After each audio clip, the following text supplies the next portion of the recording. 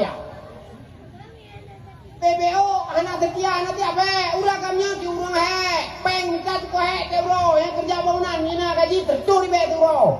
Tawa tumpuk, tawa rumah anak hai keliling. Dan bisa dia rumah ikut anak tu mah anak tu tu idam dah. Ndu idam dekat.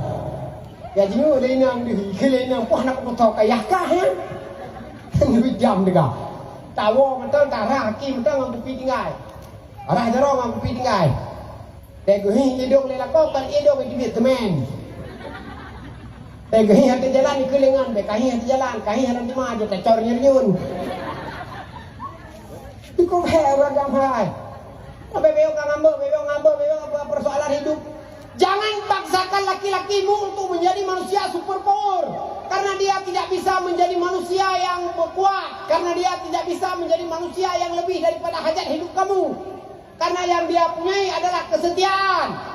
Laki-lakinya setia kalau lakukan memang hantar gua beladung kan hantar lebih peng BPO nggak salah kang ngambek di belah paket tak ada lakon paket eksis yang 10 GP anak gua 10 GP di lakon katanya lakon jangan peng ngambang di belah lakon yang GP sangat paket eksis tetap rumah tak jual lakon GP sangat kang ngambek hancur atau kedua gede GP kuat tu di 3 minggu kape Angambek kahantem rahayana, kahantem bibuana, kahantem tu wajama, kahantem yak pulau itik, kahantem pulau mana, kahantem ikat lembu.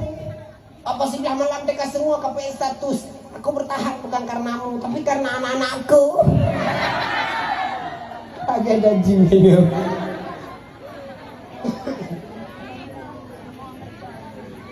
Empat tinggal di Juboyo, bereu tak permintaan. Baik tak cemburu ku dego, baik tak cemburu ku sosial go. Tahu lah kampung kita nak persaingan. Baik gop dah jangan letep, kita ayo kontak.